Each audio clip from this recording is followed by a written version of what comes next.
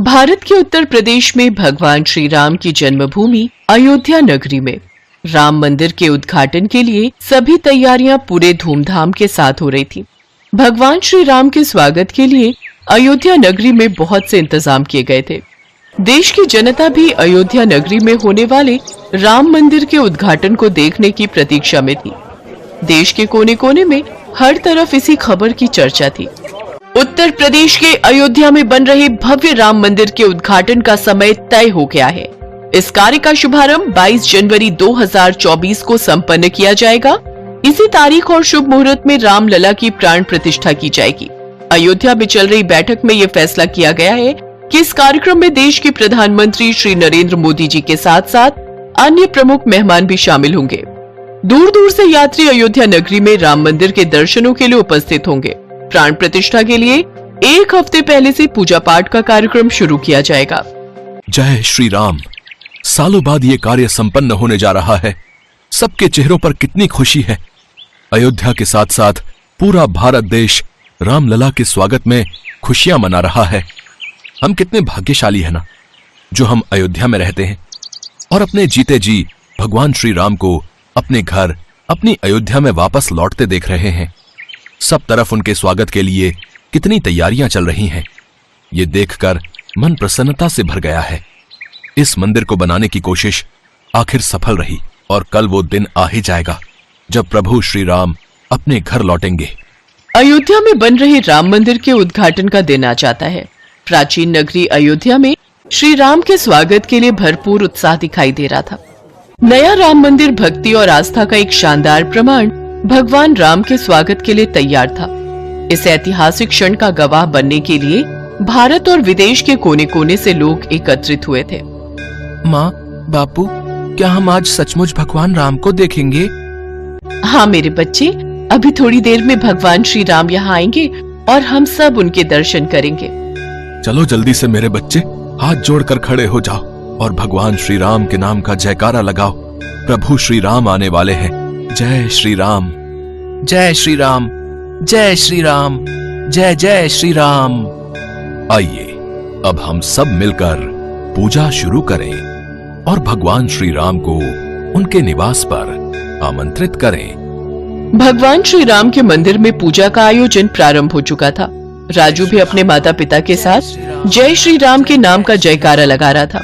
पूरी अयोध्या नगरी जय श्री राम के नारे से गूंज रही थी। जैसे ही सूरज डूबता है, मंदिर हजारों दियों से जगमगा उठता है। अचानक हल्की हवा चलने लगती है और एक चमकदार रोशनी के बीच से एक आकृति प्रकट होती है। सब लोग हाथ जोड़े खड़े थे। भगवान श्री राम सबके बीच प्रकट होते हैं। मेरे बच्चों, मैं आप सबकी भक्ति से अति प्रसन्न हूँ। आपकी भक्ति मुझे यहाँ ले आई है।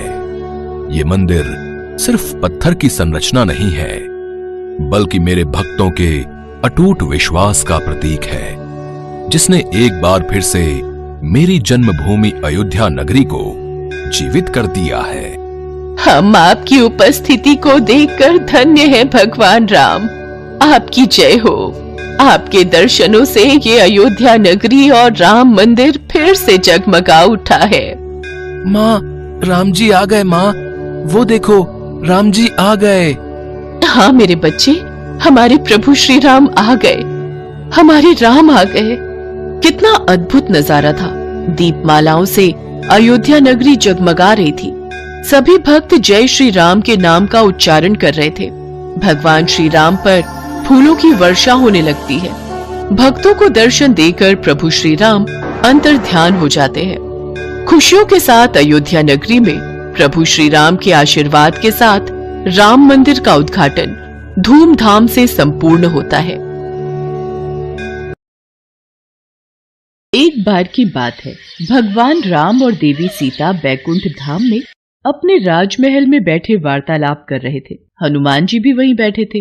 वार्तालाप के बीच में माँ सीता भगवान राम से बोली, प्रभु, बहुत समय से धरती का चित्रण नहीं देखा। पृथ्वीवासी सब प्रकार से कुशल मंगल तो है ना? मैं सोच रही थी एक बार धरती का चित्रण मेरे समक्ष अंकित कर देते तो मैं धरती वासियों का हालचाल जान लेती। देवी सीता, आपको चिंतित होने की आवश्यकता नहीं है। मैं अभी आपको धरती का चित्र दिखाता हूँ। भगवान राम ने हवा में हाथ उठाया और धरती का चित्रण उनके समक्ष आ गया। धरती पर मनुष्य, जीव जंतु सब दिखाई देने लगे। उन्हीं के बीच हनुमान जी की नजर राम मंदिर में बैठे एक पंडित पर गई। राम सिया राम जय जय राम। राम सिया राम जय जय राम। हे प्रभु, हनुमान जयंती उत्सव आने वाला है। इस बार भक्तों का चढ़ावा आ जाए तो मुखिया जी मुझे अच्छे पैसे दे देंगे, वरना भक्तों का चढ़ावा कम आता है तो मुखिया जी भी पैसे देने में बहाना करते हैं। किस सोच में डूबे हो पंडित जी? क्या विचार किया है? हनुमान जयंती पर ऐसा क्या प्रस्तुत करोगे ताकि भक्तों की भीड़ लगी रहे? देखो पंडित जी, अब ये कथा कीर्तन सुनने कोई नहीं आता। एक दो भक्तों से कितना चढ़ावा इकट्ठा हो जाएगा ये आप भी जानते हो। और अगर इस हनुमान जयंती पर ज्यादा चढ़ावा नहीं आया तो फिर मुझे कुछ और ही सोचना होगा। वैसे भी आपकी उम्र हो चली है, अब आप राम मंदिर की जिम्मेदारी नहीं संभाल पाओगे। मुखिया जी, ऐसा न कहिए। गांव में राम मंदिर की पूजा करते हुए मुझे कई वर्ष बीत गए हैं और इसी मंदिर के कार्यभार के सहारे मेरा परिवार चलता है। लक्ष्मी बिटिया की शादी की बात पक्की कर दी है। अचानक ये मंदिर का कार्य छूट गया तो लक्ष्मी की शादी कैसे कर पाऊंगा? ठीक है, फिर हनुमान जयंती उत्सव आने तक ऐसी रौनक लगाना कि भक्तों की भीड़ दिन रात राम मंदिर में आती रहे।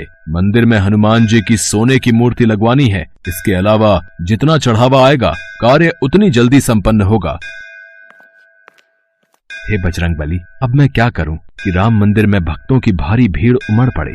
हनुमान जयंती को तो अब आप ही कुछ कीजिए, मेरी सहायता कीजिए बजरंगबली। प्रभु, मुझे लगता है पुत्र हनुमान को सहायता के लिए जाना चाहिए। सीते, हम भी हनुमान को यही कहने वाले थे। पवन पुत्र, तुम इसी समय धरती लोक पर जाओ और पंडित जी की सहायता करो। उन्होंने तुम्हें सच्चे हृदय से पुकारा है। ठीक है प्रभु, मैं इसी समय धरती लोक पर पहुंच जाता हूँ। हनुमान, तुम्हें साधारण मनुष्य की भांति ही पंडित जी की सहायता करनी होगी और आवश्यकता पड़ने पर ही अपनी शक्तियों का उपयोग करना। श्री राम और माता सीता की आज्ञा पाकर हनुमान जी मनुष्य रूप में धरती लोक में पंडित जी के पास पहुंचे। जय श्री राम पंडित जी, मैं बड़ी दूर से आया हूँ। क्या कोई काम मिलेगा? आपकी अति कृपा होगी। काम? इस मंदिर में तुम्हें काम तो दे दूं, पर मेरे पास इतनी धनराशि नहीं कि तुम्हें तनख्वाह दे सकूं।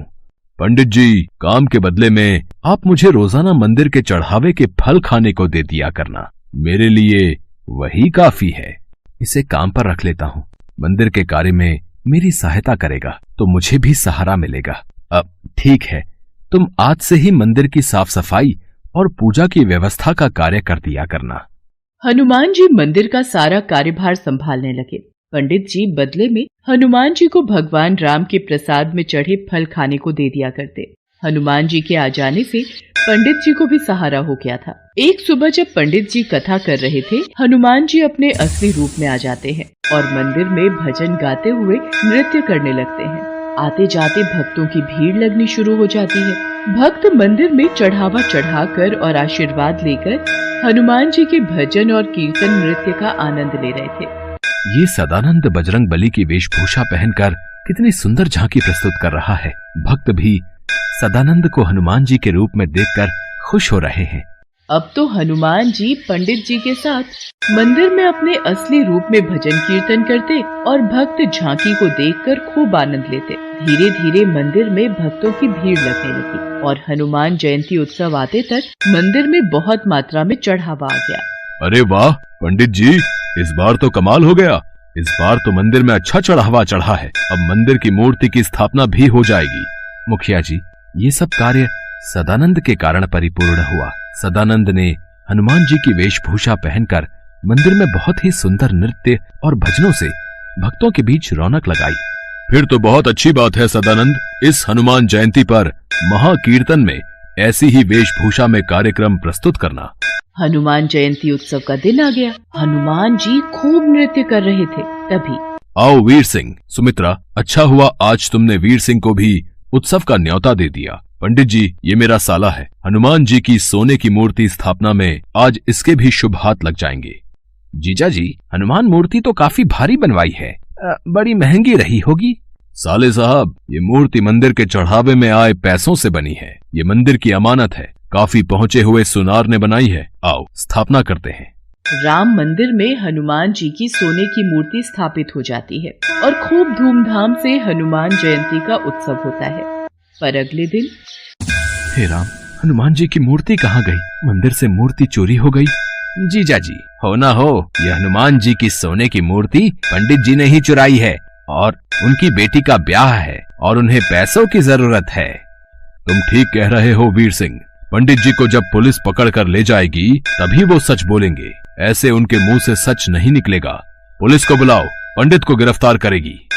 इंस्पेक्टर साहब, असली चोर पंडित जी नहीं, मैंने ही मंदिर से मूर्ति चोरी की है। आप मुझे गिरफ्तार कीजिए, पंडित जी को नहीं। अरे सदानंद, तू ये क्या कह रहा है? तू ये सब क्यों कह रहा है? तू ये सब क्यों कर रहा है? इस चोर ने अपना गुनाह खुद ही कबूल कर लिया है। अरे गिरफ्तार कर लो इसे। इसे कड़ी से कड़ी सजा देना इंस्पेक्टर साहब। इसने चोरी की है, वो भी हनुमान की मूर्ति की। अच्छा हुआ चोरी का इल्जाम उस सदानंद पर आ गया। अब मैं इस मूर्ति को बेचकर ढेरों पैसा कमाऊंगा। अरे कौन है? कौन है? अरे ये कौन मुझे थप्पड़ मार रहा है? कोई सामने क्यों नहीं आता? मैं सदानंद के रूप में हनुमान हूँ जिसे तूने गिरफ्तार करवाया। पुलिस के सामने तुझे सच बोलना होगा कि असली गुनाहगार तू है। तूने मूर्ति चुराई है और तू उसे बेचने वाला है। मत मारो, मत मारो, मैं पुलिस को सब सच बता दूंगा। मेरे मन में लालच आ गया था, मुझे छोड़ दो। वीर सिंह भागता हुआ पुलिस थाने पहुंचता है। इंस्पेक्टर साहब, मुझे बचाओ। सदानंद मतलब हनुमान जी मुझे पीट रहे हैं। मैं अपना गुनाह कबूल करता हूँ। मैंने ही हनुमान जी की मूर्ति चुराई है। वो तो बात सही है, पर तेरा दिमाग खराब हो गया है के? हैं? सदानंद तो सामने देख, जेल में बैठा है। वो तेरे पास कैसे आ सकता है? नहीं इंस्पेक्टर साहब, वो मेरे पीछे ही खड़ा है। वो मुझे पीट रहा है। मुझे जल्दी से जेल में बंद कर दो। मैंने अपना गुनाह कबूल कर लिया है। इतनी देर में पंडित जी और मुखिया भी गांव के सभी लोगों के साथ पुलिस स्टेशन पहुंचते हैं। इंस्पेक्टर साहब, सदानंद ने कोई चोरी नहीं की, इसे छोड़ दीजिए। वीर सिंह अपना गुनाह कबूल कर लेता है। सदानंद यानी हनुमान जी को पुलिस छोड़ देती है। तभी वहाँ भगवान राम और माता सीता प्रकट होते हैं। हनुमान, अब तुम अपने असली रूप में आओ और अपने भक्तों को दर्शन दो। जो आज्ञा प्रभु। जय श्री राम। सदानंद, साक्षात हनुमान। हे बजरंगबली, आप मेरे साथ इतने दिन तक रहे और मैं आपको पहचान नहीं सका। आपने मेरी इतनी सहायता की। पंडित जी, जहाँ भगवान राम की कथा होती है वहाँ हनुमान जरूर होते हैं। आपने मुझे सच्चे हृदय से याद किया था तो भला मैं कैसे ना आता।